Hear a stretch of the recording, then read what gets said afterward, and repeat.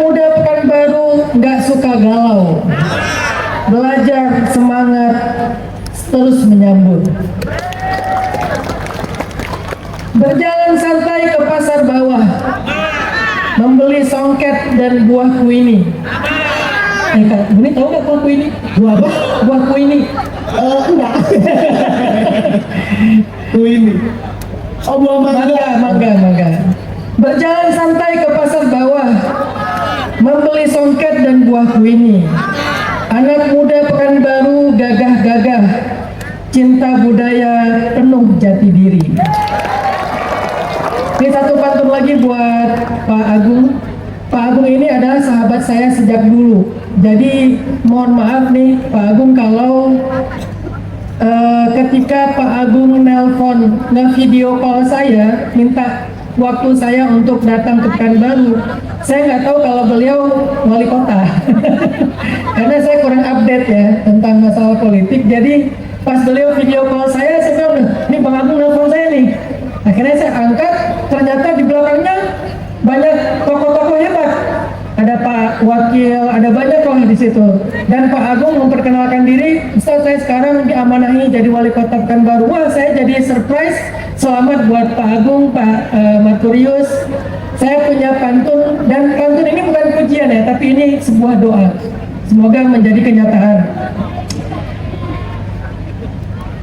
Mentari pagi di Taman Putri, burung berkicau di Batang Sena.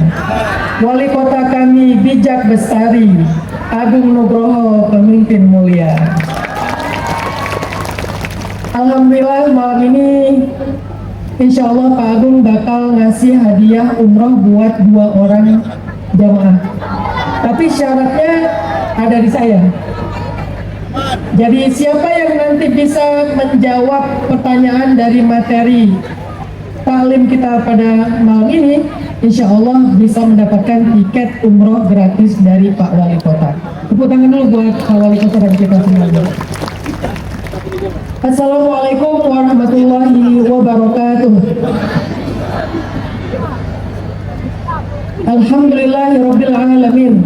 Alhamdulillahilladzi bi ni'matihi tatimmus shalihat wa bi fadlihi tatanazzalul khairat wal barakat wa bi taufiqihi tatahaqqaqul maqasid wal ghayat. Asyhadu an la ilaha illallah wahdahu la syarika lah wa asyhadu anna sayyidana Muhammadan abduhu wa rasuluhu alladzi la nabiyya ba'dah. Allahumma salli ala sayyidina Muhammadin fil awwalin wa salli ala sayyidina Muhammadin fil akhirin wa salli ala sayyidina Muhammadin fil mala'il a'la ila yaumiddin. Rabbi shrah li sadri wa yassir li amri wahlul 'uqdatan min lisani yafqahu qawli, amma ba'd. Yang saya hormati dan saya muliakan para tokoh-tokoh masyarakat, mohon maaf tidak saya sebutkan satu persatu, para alim ulama, anak-anak muda, jomblo-jomblo fisabilillah. Terima kasih ya udah datang di halaman Masjid Raya An-Nur ya, Masya Allah. Ini kayaknya lebih 30.000 orang nih. Tepuk tangan buat kita semuanya. Saya punya sejarah di Pekanbaru Pak Agung, khususnya Masjid An-Nur. Saya sering menyampaikan ini. Dulu ketika saya umur 12 tahun, belum sampai 12 tahun nih, tahun 94, di Masjid An-Nur ini diadakan musabaqah tilawatul Quran tingkat nasional dulu. Dan saya mewakili dari Provinsi Aceh ikut musabaqah Qori tingkat anak-anak. Dan alhamdulillah juara 1. Sehingga An-Nur ini ada sejarah buat saya. Kemudian gara-gara saya menang musabaqah tahun itu, ternyata ada satu warga Riau yang kemudian datang ke Aceh untuk kenalan dengan saya. Laki-laki, abang-abang gitu ya dari Riau, dia terkesima dengan bacaan Al-Quran saya waktu tampil di final. Sehingga dia cari berita di mana saya tinggal, dia datang ke Aceh, dan qadarullah akhirnya dia menjadi kakak ipar saya. Jadi saya punya keluarga di Riau, lebih tepatnya itu ada di Perawang. Ya, di Perawang. Beliau datang ke Aceh, tadinya bukan mau menikahi kakak saya yang perempuan, tapi ingin bertemu dengan saya. Karena dia bilang, saya terharu mendengar bacaan anak atau adik ketika tampil di Pekanbaru. Akhirnya dia datang ke Aceh, ketemu dengan kakak saya, dan alhamdulillah ketemu dengan jodohnya. Sehingga kedatangan saya ke Pekanbaru adalah bukan sekedar tamu, tapi bagi saya Pekanbaru adalah rumah kedua saya selain Bandung. Alhamdulillah, semangat terus anak-anak muda Pekanbaru khususnya dan Provinsi Riau pada umumnya, karena di kota-kota lain itu biasanya hari jadi kota itu biasanya diisi dengan konser, dengan acara-acara hiburan. Nggak apa-apa sebetulnya, tapi Pekanbaru memberikan sebuah inspirasi baru nih. Bukan cuma konser, saya nggak ngejudge karena dakwah saya itu nggak suka ngejudge. Oke, di tempat yang lain mungkin hiburan, konser, pasar malam dan seterusnya. Tapi khusus di Pekanbaru, Pak Agung menginisiasi acara peringatan Hari Jadi Kota Pekanbaru. Walaupun acaranya tapi akbar, tapi insya Allah lebih ramai daripada konser. Dan malam ini anak-anak muda Pekanbaru membuktikannya. Semoga dengan acara seperti ini Allah memberikan aman, sejahtera, dan juga keberkahan bagi kota Pekanbaru dan Provinsi Riau, bahkan bagi seluruh Indonesia. Tadi saya tanya ke Bang Agung, Bang, ini temanya apa? Karena saya biasanya nggak nyiapin materi, tergantung lagi ada request apa nih. Temanya kolaborasi, Ustadz. Saya berharap anak-anak muda Pekanbaru ini menjadi anak-anak muda yang kolaboratif. Sehingga dengan tema ini saya pengen mengajak anak muda Pekanbaru mentafakuri tentang kolaborasi alam semesta. Karena sekitar 1 tahun terakhir saya concern sekali dengan 2 isu. Yang pertama tentang mental health, tentang isu mental, dan yang kedua isu tentang ekologi. Jadi kalau kalian perhatikan konten-konten saya sekitar setahun terakhir, itu udah jarang ngebahas cinta-cintaan sebetulnya. Sekitar setahun terakhir materi saya rata-rata kalau tidak tentang mental health, berarti tentang ekologi. Sehingga malam ini saya ingin mengajak anak-anak muda Pekanbaru mentafakuri tentang inspirasi kolaborasi yang dicontohkan oleh alam semesta. Karena Allah Subhanahu wa Ta'ala menyuruh kita untuk belajar dari alam semesta. Allah berfirman, "Inna fi khalqis samawati wal ard wa ikhtilafil laili wan nahar la ayatin li ulil albab." Sesungguhnya pada penciptaan langit-langit dan bumi dan silih bergantinya malam dan siang, benar-benar terdapat tanda-tanda kebesaran Allah atau bukti-bukti kebesaran Allah bagi orang-orang yang cerdas. Sehingga Allah menyuruh kita untuk belajar dari tanda-tanda itu, dari semesta, dari langit, dari bumi, dari hutan, dari laut. Dan malam ini saya ingin menyampaikan beberapa contoh kolaborasi semesta yang menjadi salah satu di antara tanda-tanda kebesaran Allah Subhanahu wa Ta'ala. Maka dari situlah kita belajar bagaimana harusnya berkolaborasi itu. Yang pertama adalah bagaimana Allah menjelaskan kepada kita tentang siklus, tentang ilmu iklim yang ditandai dengan pergantian malam dan siang, matahari dan bulan. Di dalam surat Yasin, surat 36 ayat 40, Allah Subhanahu wa Ta'ala menyebutkan kolaborasi antara matahari dan bulan. Allah berfirman, "A'udzu billahi minasy syaithanir rajim. Bismillahirrahmanirrahim. Lasyamsu yanbaghi laha an tudrikal qamara walal laylu sabiqun nahar wa kullun fi falakin yasbahun." Tidaklah mungkin matahari itu mengejar bulan dan malam pun tidak pernah mendahului siang. Semuanya masing-masing beredar pada garis edarnya. Ini adalah salah satu fakta ilmiah tentang bagaimana semesta ini bekerja sama. Jadi matahari dan bulan itu mereka berkolaborasi dengan sangat baik, sehingga mereka memiliki peran ekologis yang sempurna karena kolaborasinya. Dengan tugasnya matahari, dengan perannya bulan, mereka terus bekerja sama dan tidak ada satu dari yang lain yang saling mengganggu. Semuanya beredar, semuanya menjalankan tasbihnya masing-masing, tugasnya masing-masing. Apa pelajarannya buat kita, teman-teman sekalian? Ternyata kolaborasi itu dimulai dari memahami peran kita. Jadi kolaborasi itu tidak akan terjadi kalau kita itu tidak paham tentang peran kita, nggak paham tentang potensi kita, nggak paham tentang kelebihan dan kekurangan kita.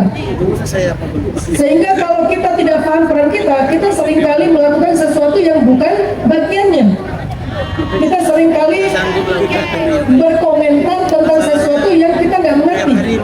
Kita seringkali mengkritik ataupun mungkin bahkan menjatuhkan seseorang tentang hal-hal yang bahkan kita nggak mengerti tentangnya.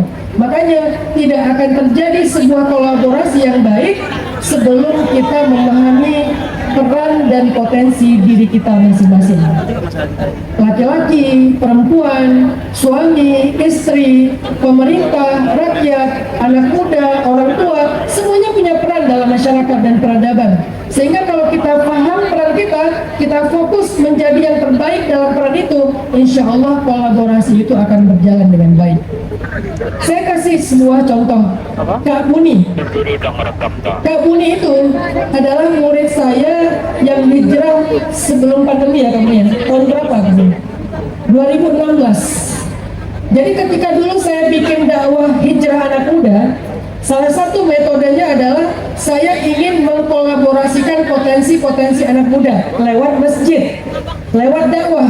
Jadi dakwah saya itu bukan ngajak anak muda ngaji aja, bukan bikin pesantren, tapi menyebarkan pesan lewat tren. Sehingga saya nggak punya pesantren, tapi saya punya pesan-pesan yang kemudian menjadi tren. Ada beberapa tren yang udah kita bikin di Indonesia sejak 2014, salah satunya tren hijrah. Ketika ada yang hijrah, kemudian dia bergabung dalam dakwah kita, saya akan membaca potensi orang tersebut atau anak muda tersebut. Salah satu contohnya Kak Buni. Kak Buni sebelum, kalian kenal Kak Buni nggak? Nggak kenal ya? Kalian tahu Smash nggak? Grup band, boy band dulu tuh? Nah, yang nulis lagu Smash itu Kak Buni. Jadi kalau dulu kalian kenal ada boy band namanya Smash, ya Smash ya? Betul. Nah, Kak Buni tuh yang nulis lagunya gimana Kak Buni? You know me so well. Yeah. Dan sampai Ustadz ya, dulu Smash pernah konser di Pekanbaru. Oh, luar biasa. Jadi sekarang penulis lagunya yang tampil bukan baru ya. Jadi Kak Buni itu dulu penulis lagu Smash.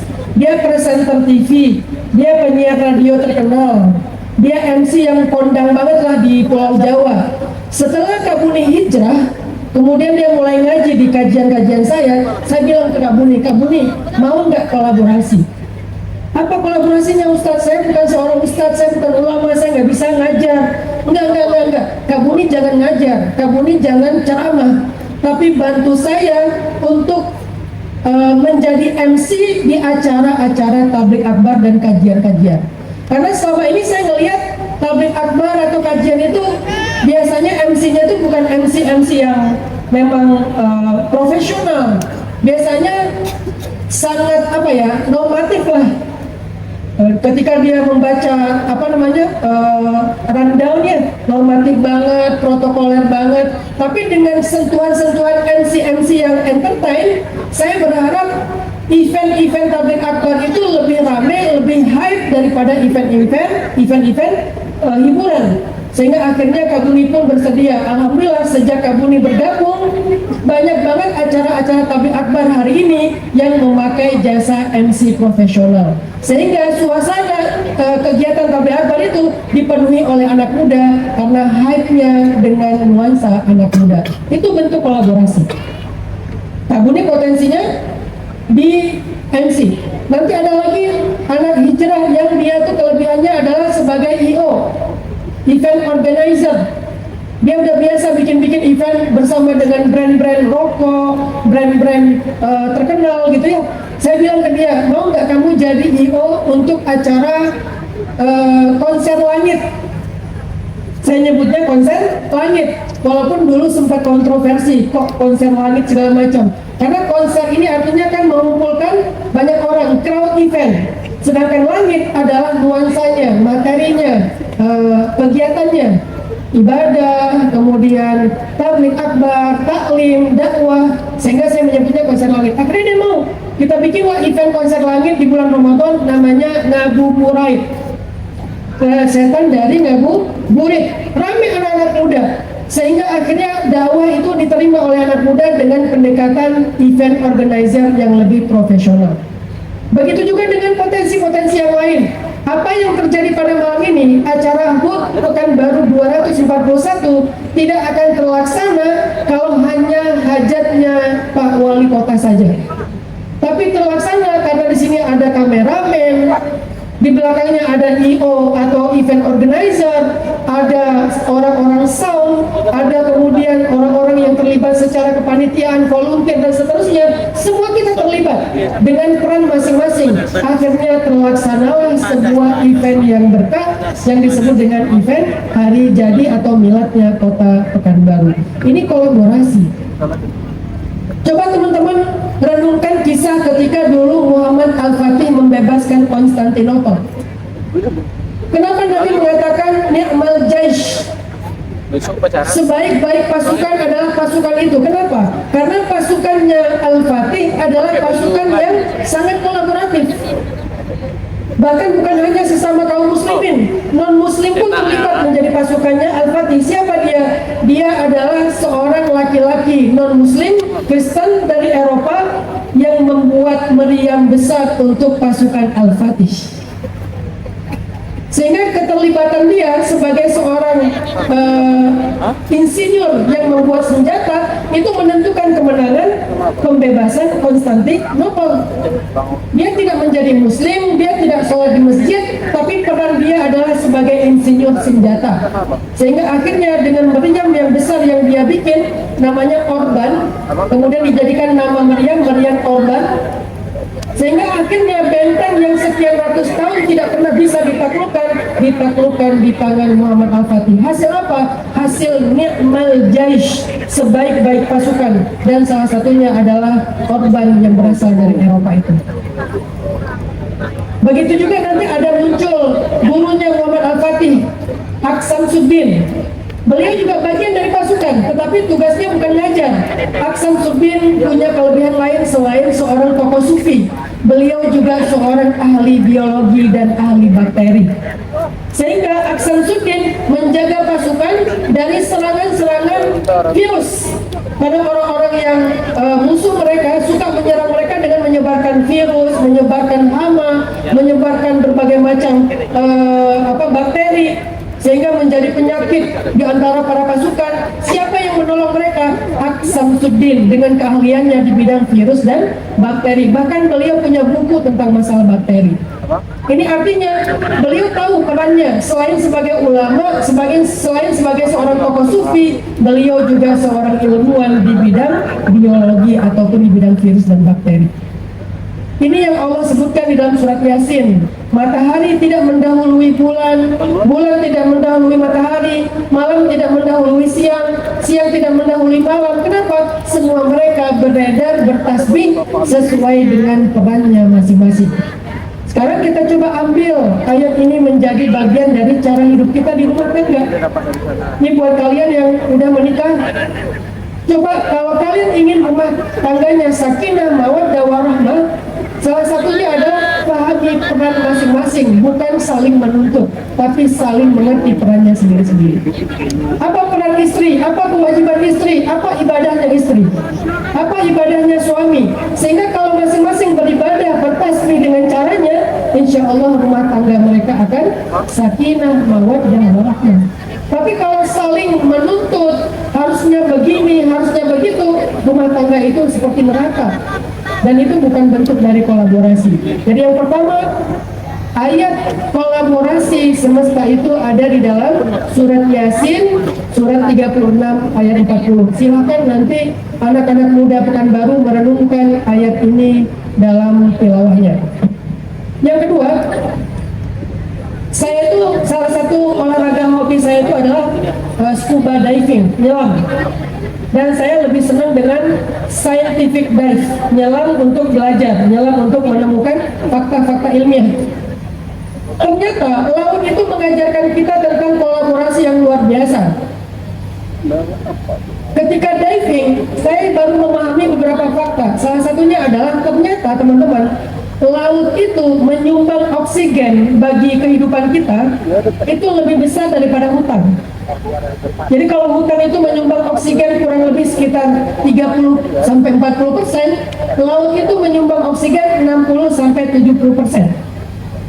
Pertanyaannya sekarang, siapa yang Allah tugaskan di laut untuk memproduksi oksigen?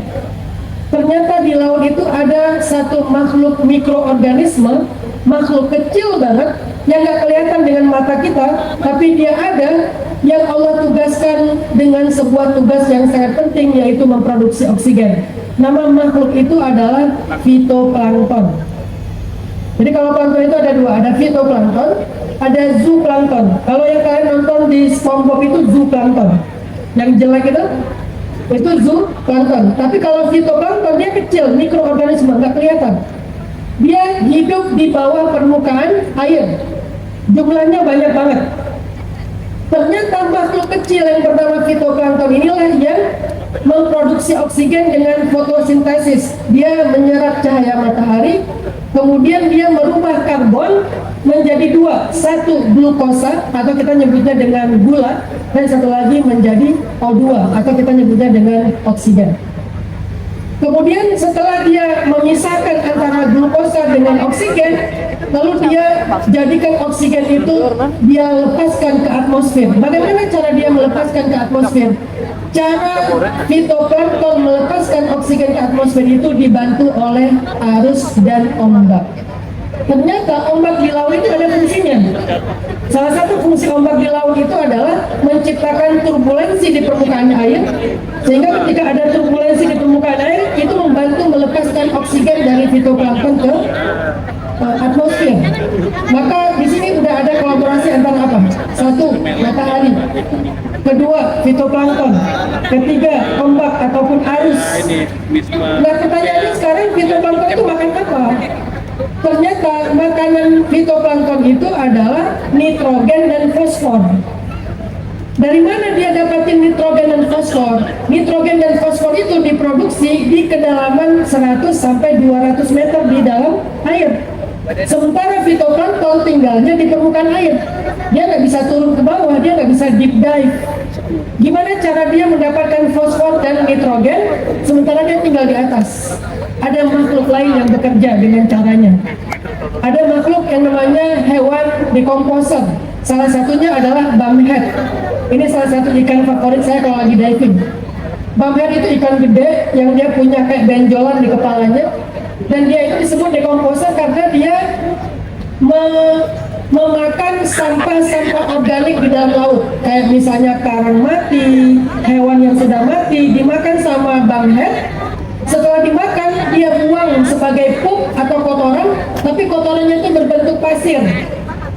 Jadi jangan-jangan nih, pasir yang kita sering main, itu adalah kotorannya bumhead. Tapi clean ya, bersih ya, karena semua yang ada di laut itu suci dan mensucikan.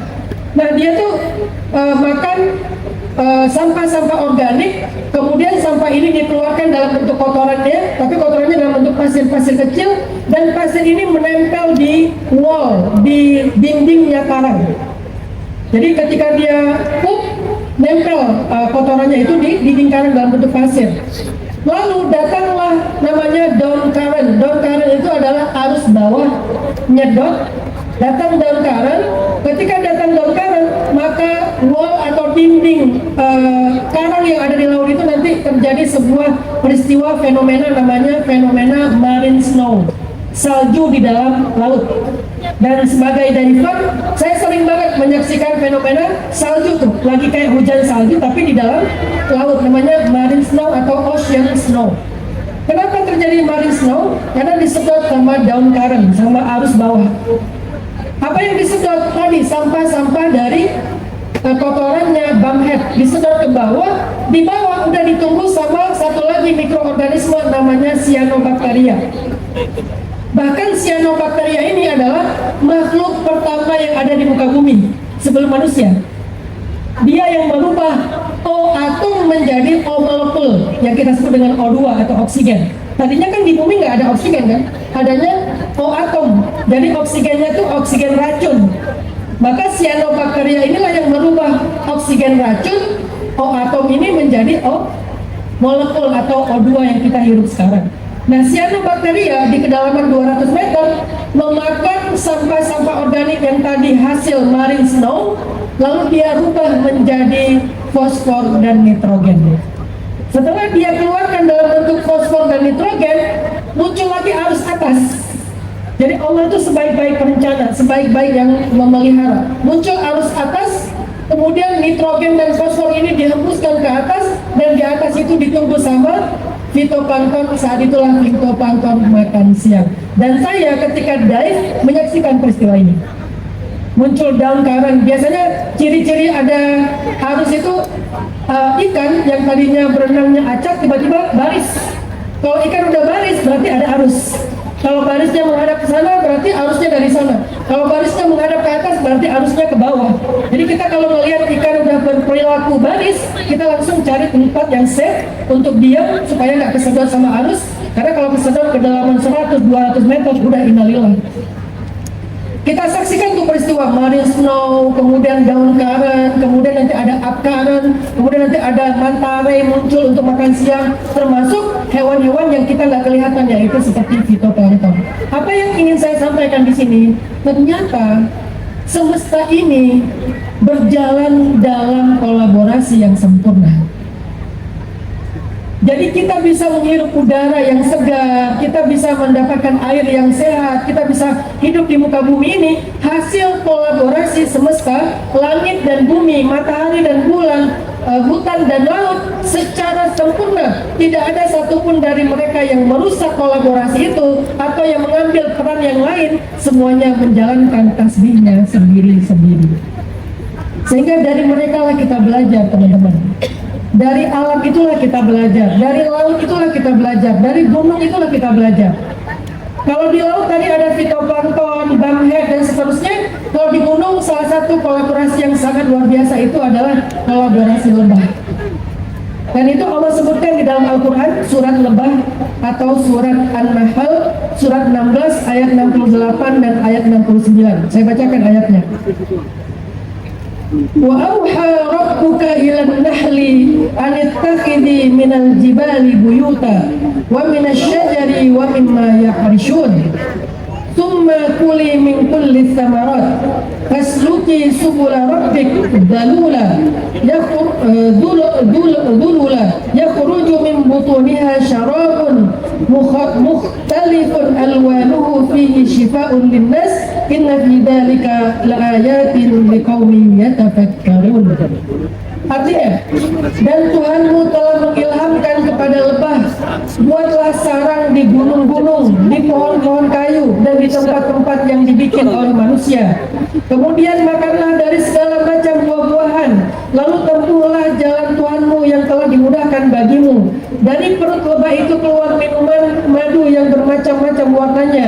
Di dalamnya terdapat obat yang menyembuhkan bagi manusia. Sungguh pada yang demikian itu benar-benar terdapat tanda-tanda kebesaran Allah bagi orang-orang yang berpikir. Coba kita renungkan ayat ini tentang peran lebah. Lebah itu ada 3 jenis. Ada lebah ratu, ada lebah jantan atau dikenal dengan lebah drone, dan ada lebah pekerja atau workers. Jadi ini kayak mungkin buruhnya lebah lah gitu. Jadi ada segmen pekerja, ada segmen jantan, ada ratunya. Dan semua mereka bekerja atau melakukan perannya masing-masing. Tugas ratu itu adalah melahirkan sebanyak mungkin telur-telur lebah. Sedangkan tugas jantannya menikahi ratunya. Jadi satu ratu bisa punya sekian ribu jantan. Tapi ini jangan ditiru ya. Ini hanya cerita lebah, bukan inspirasi lebah gitu. Kayaknya enaknya jadi lebah, enggak. Walaupun dia punya ribuan jantan drone, yang bisa menikahi ratu itu cuma satu. Nah, yang menikahi ratu biasanya menikahnya pagi, sorenya mati. Karena tugas dia tuh cuma menikahi ratu, kawin dengan ratunya, kemudian mati. Dan dia nggak apa-apa dengan takdir itu gitu. Jadi setiap lebah drone yang sudah menikahi ratu mati.